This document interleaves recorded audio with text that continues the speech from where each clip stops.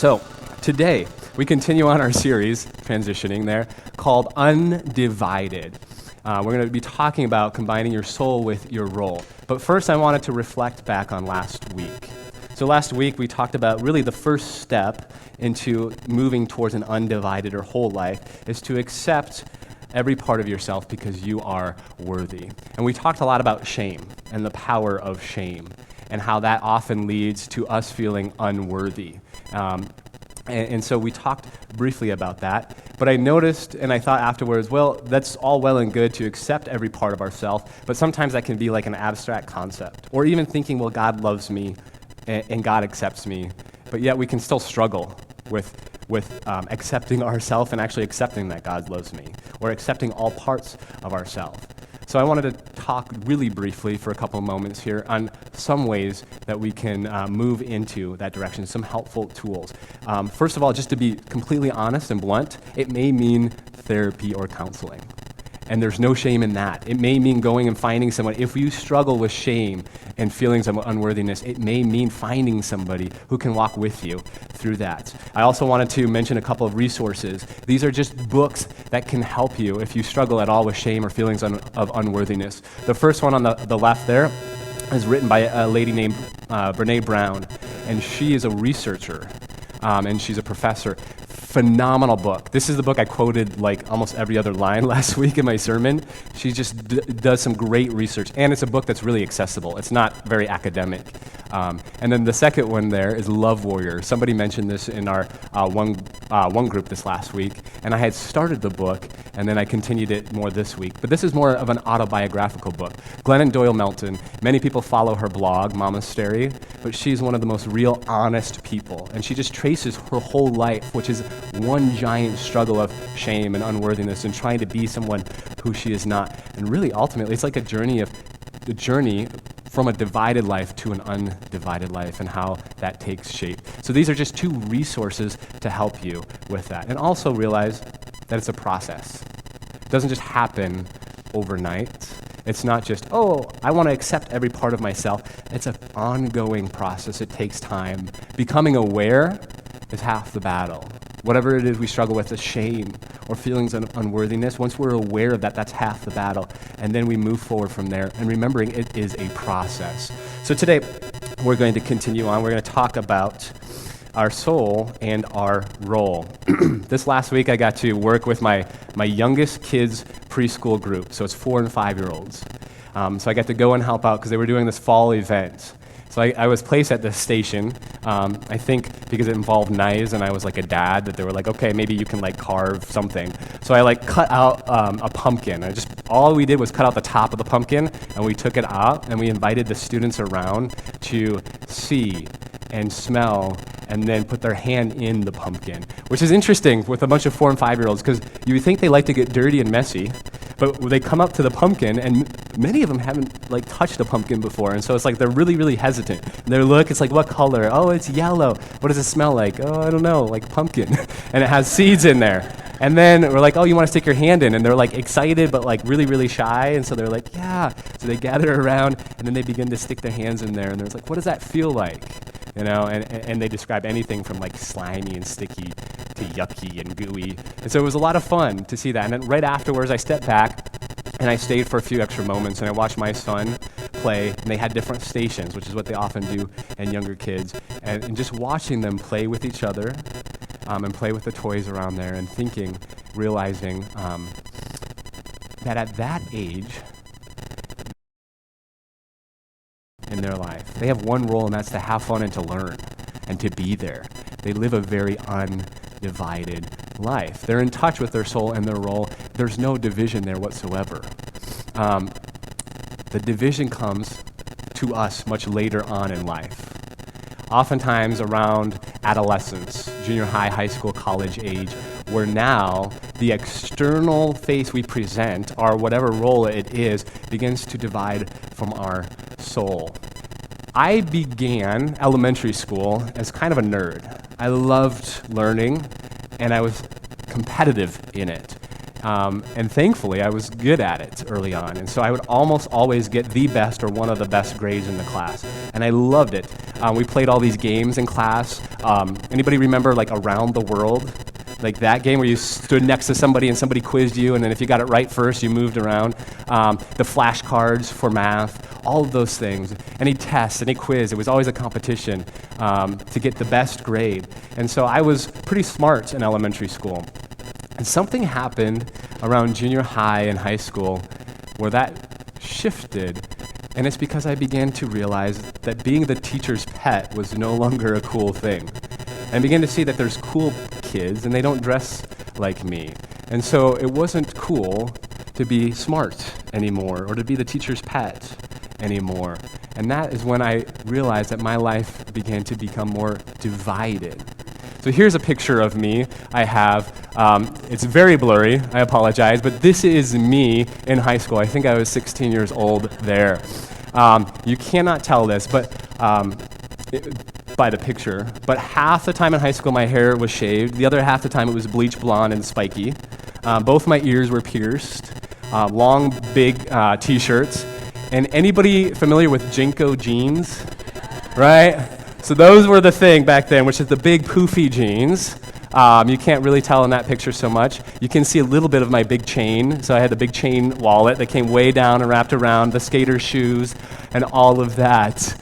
Because that, to me, was what it was to be cool at that time. I looked at the people who were cool in that cool group, and I said, that's what it means to be cool. And this is what I am. So slowly I began to emerge, and that's when I began to live a more divided life. Divided life from my soul and my role, meaning that the external pressure to be someone who I really wasn't began to take over, and I lost my soul in some way in the midst of that. So Parker Palmer, he writes in his book, he says, the instinct to protect ourselves by living divided lives emerges when we are young. As we cross the rising terrain between infancy and adolescence, still close enough to our origins to be in touch with inner truth, but aware of the mounting pressure to play someone else out there. The true self starts to feel threatened. We deal with the threat by developing a child version of the divided life, commuting daily between the public role and the hidden world of our soul. Somewhere along the line, we separate these two. We begin to live a more divided life. And for him, Parker Palmer, he talks about how he was more outgoing and extroverted at school, but then he would come home and his true self, more introverted, would feel more relaxed and at ease. And that extroverted role caused him a lot of anxiety, actually. But nobody knew that. But at that time, that's the facade that he had to put on. So my wife is a naturopathic medical student. And I asked her permission to share this, by the way, so she said I could. But she's extremely brilliant. She's way smarter than I am. Her studies are hours a week on medical science. He's like, yes, I see that. That's great. She's way smarter. Everybody knows. But she spends hours every week studying all these things that are way above my head. She's very different than she was in high school. In high school, she was the president of the Student Body Council, which actually does reflect who she is a little bit. But she was also very extroverted and bubbly. She was a hardcore gymnast early on, played basketball, was really outgoing, was the captain of the cheerleading squad, and occasionally partied along with that. But she put on this personification of, hi, I'm happy and outgoing and extroverted and bubbly, because that's what everybody wants. And it took her some time, too, to realize that I'm not so extroverted and to be okay with that. Again, somewhere along the way, junior high, high school, into college, it's easy to begin to separate our soul and our role. As we look at Scripture, there's probably multiple ways and stories we could look at that might describe this. One of the stories is the first king of Israelites. Anybody know the first king of the Israelites? His name? Saul. Saul was the first king. This prophet, leader, and priest function. And then Saul was the first one elected as king. And his story is found in the book of 1 Solomon. 1st and 2nd Solomon are two books written after the prophet named Solomon. Solomon was the one who anointed King Saul. Saul is often known as kind of a bad dude. He had a bad history through his life, but he did not start off that way. He actually started off very well. After he was anointed as king, one of the enemies of the Israelites were known as the Ammonites. They came in and they wanted to fight, and people were running scared. And Saul gathered all the people. He did it in an obscure way, by the way. The story goes that he cut up oxen and sent them out all over Israel and said, if you do not come and fight, I will cut up all your oxen, and you will not have oxen to plow your fields. So that's how he gathered everybody. He's like, basically, you better be here. We're gonna fight, and this is going down now. So he gathered everybody. They went out, they fought, and they defeated the Ammonites. So very quickly, we see a picture of somebody who's moving out of his soul into his role as the king, anointed as king, leading in that way. And yet it didn't last for very long. Pretty quickly afterward, there was another group called the Philistines. Most of us are familiar with the Philistines because there was one big Philistine that later came on the scene called Goliath. And the story of David and Goliath is there. And so the Philistines gather, and we pick up the story in verse 5, only they gathered with more numbers. And it says, the Philistines mustered to fight with Israel, 30,000 chariots, 6,000 horsemen, and troops like the sand of the seashore in multitude. They came and encamped at Mishmash, to the east of Beth-aven. Can everybody say Mishmash? I have no idea if that's how you say it, but that's the coolest way I can think of to say it. So Mishmash is where they camped. So here we have gathering, this huge army gathered together and intimidating the Israelites. So once again, Saul is in that place where he has external forces pressuring him.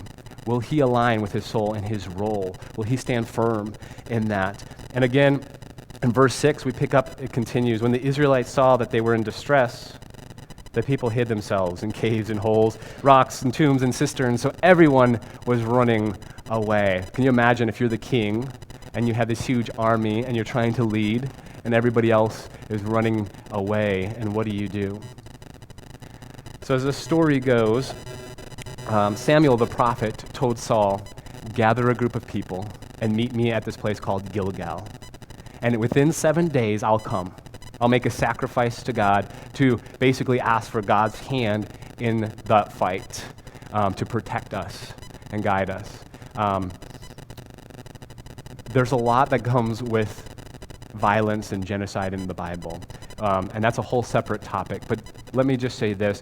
Many people struggle with the Bible because God not only allows violence, but in the stories actually commands violence.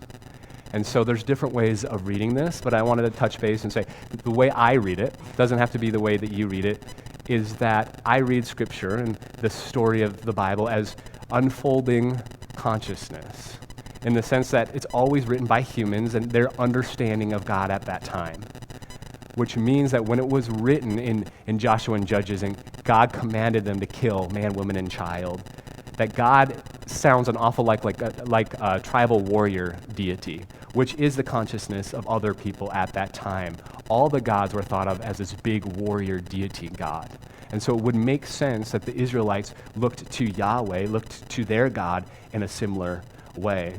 And yet that's not always the picture we get throughout Scripture either. We get other glimpses of who God is. And ultimately, I think we find God in Jesus most clearly. And that's what it means to be a Christian, to follow Jesus and to follow Jesus' understanding of God.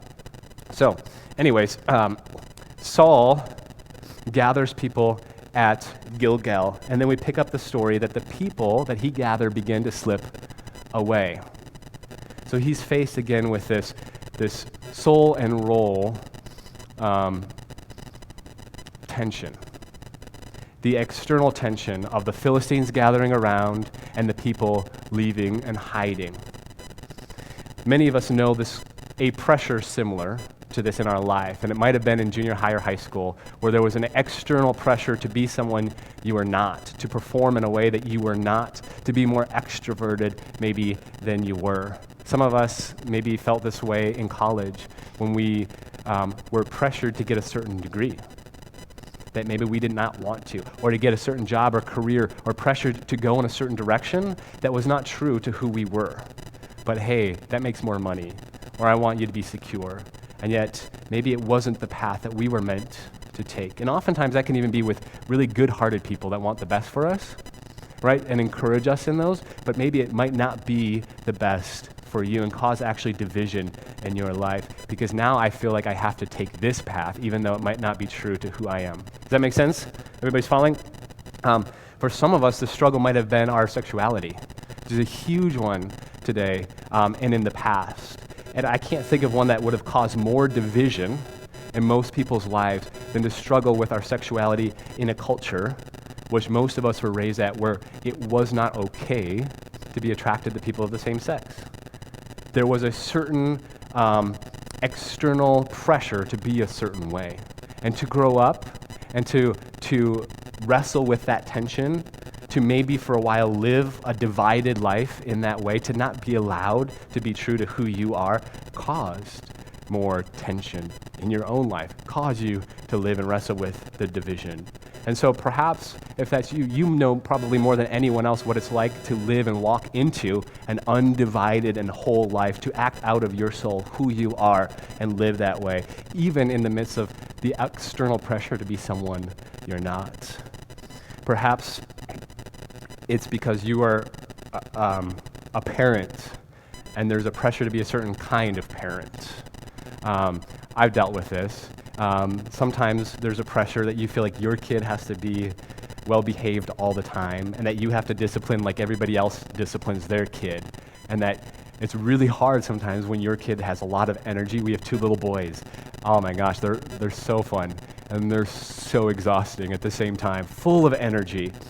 But sometimes as a parent that can be hard, because there's external pressure to have perfectly behaved kids, or to discipline them the same way someone else says you should discipline them. And that might be, again, intended by well-meaning people like your parents or something else, right? But what does it mean to walk into parenthood from who you are? And every kid is different. And your kid does not have to be the same as everybody else's kid. Perhaps this will obviously take place in the workforce, in wherever you work as an employee, the pressure to be perhaps someone you are not.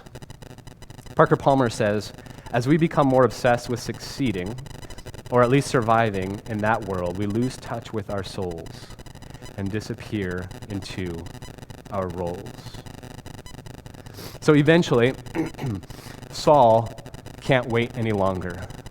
7 days has come, the people are leaving, so Saul's role is the king, but he takes on a different role as the priest. He makes a sacrifice because people are leaving, and we have to appease God and make sure God is with us quickly. And so he makes a sacrifice which is outside of his role. And then we pick up the story in verse 11. It says, Samuel said to him, "What have you done?" Saul replied, "Well, I saw that the people were slipping away from me, and that you did not come within the days appointed, and that the Philistines were mustering at Michmash. And I said, now the Philistines will come down upon me at Gilgal, and I have entreated the favor of the Lord. So I forced myself and offered the burnt offering. I had not entreated the favor of the Lord." Samuel said to Saul, "You have done foolishly." And I love that phrase, "so I forced myself," which captures at the core what it means to live a divided life from your soul and your role, and that it does violence to who you are when you take on the role of someone else. Brene Brown, of course, as we began, said we are divided as people because we are not integrated as individuals. I wanted to read just briefly what this looks like. Parker Palmer talks about this in practical ways as a teacher and as a doctor and other ways. He says, so masked and armored, it turns out, is not the safe and sane way to live.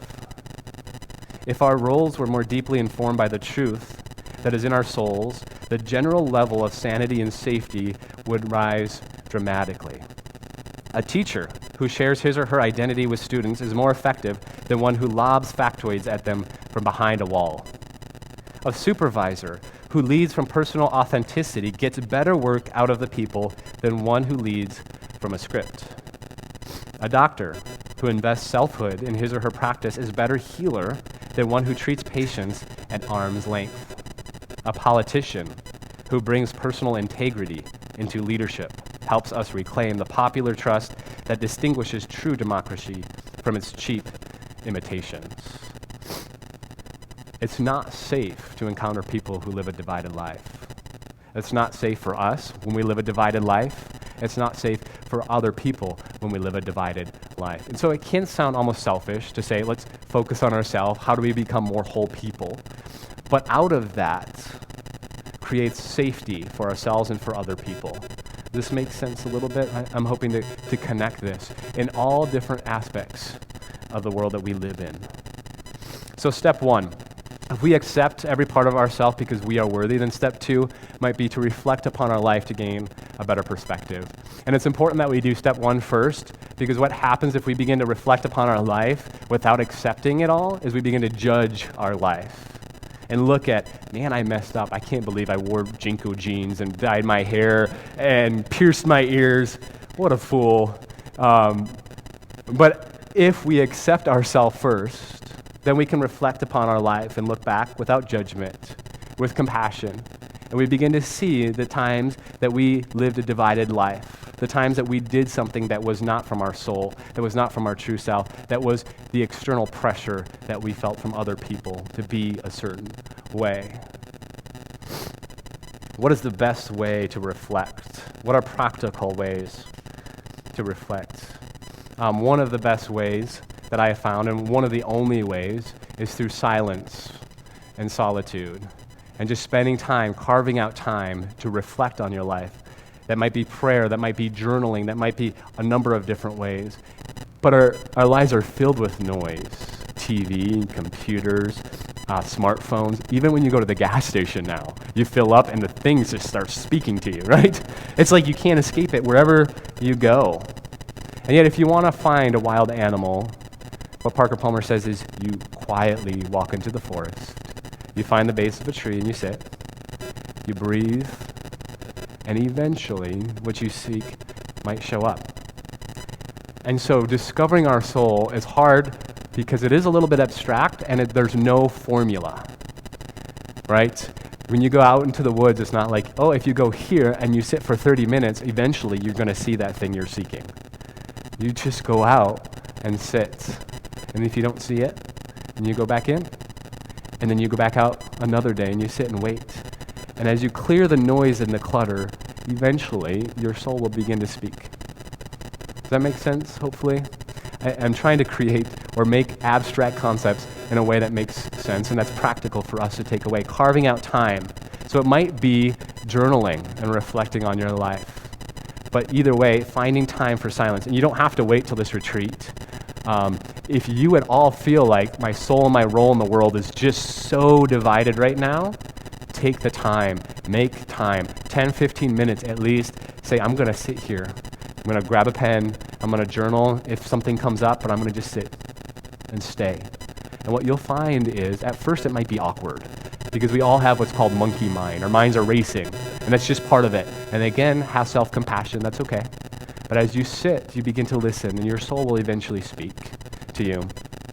Another thing you can do is the Enneagram. It's another tool that I've used before, and we're going to talk about this next week a little bit. But if you don't know your Enneagram number, I want to invite you to take the test online this next week.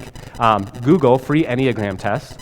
Enneagram is a personality test that's similar to Myers-Briggs, but much more complex, which also makes it much more nuanced, and I think much more helpful in the journey, which we're going to talk about next week, towards the true self, or the journey inward to help you discover who you are. This is just an example of what people have drawn it looks like. So the Myers-Briggs, there's 4 letters. It's relatively easy. You take one test, and you're pretty sure what you are. It's very descriptive. The Enneagram, you might take a few tests, and sometimes it can be kind of confusing at first as you enter in. So I'd be happy to walk through that with you if you're interested at all in the coming weeks. Please feel free to message me or talk to me. We can talk about this too in our one groups. And we're going to talk about it next week a little bit. So if you don't know your number, I encourage you to investigate this next week. What number are you? So as we kind of conclude today, kind combining soul with role, we talked about accepting ourselves, non-judgmental, the shame that can sometimes creep into our lives, a feeling of unworthiness, accepting who we are. And then the second step, again, is reflecting upon our life. Your life will teach you tremendous things about yourself as you reflect upon why did some things work and other things not work. For a while, I've told this before, but for a while, I did a law enforcement stint. I went to a police academy, and I worked in a county jail as a deputy sheriff, and I realized that is not my role, right? I realized that in a year of just of hell, right? Because most people look at me like, oh, you're such a nice guy, you would have been an awful cop. That's not to say police are not nice people. Oh man, how do I dig myself out of that one? But to be a police officer, sometimes you need to stand up and say, no, that's not okay. You cannot do that, right? And you need to take on that authoritative role and to command that presence. And also, I have horrible situational awareness. I did not realize that, but I'm in my mind all the time, which is not good when there's everything going on and you have to maintain situational awareness. And so there's a lot of reasons that it didn't work out, but sometimes as we reflect over our life, even our bad decisions or even decisions that didn't quite work will tell us more about who we are.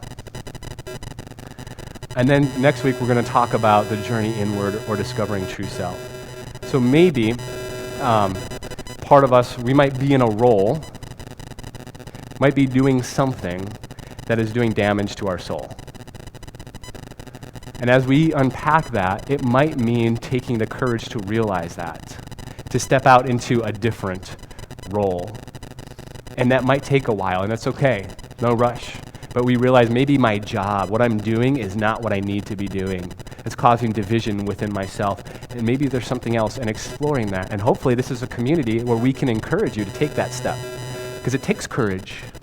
Sometimes it may involve less of a paycheck too, and that might be hard.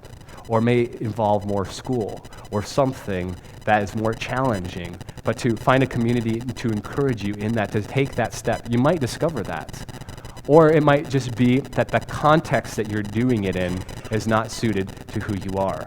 Meaning, maybe you're a teacher, and you're in a certain school that's it's just not a right fit. So it might mean going to another school, another context. Maybe you're in a certain business, and it might mean going to a different business, doing the same thing that you're doing in a different context. Does that make sense? Lastly, it might mean the fact that your role that you are doing is who you are, but you're doing it in a way that's not who you are.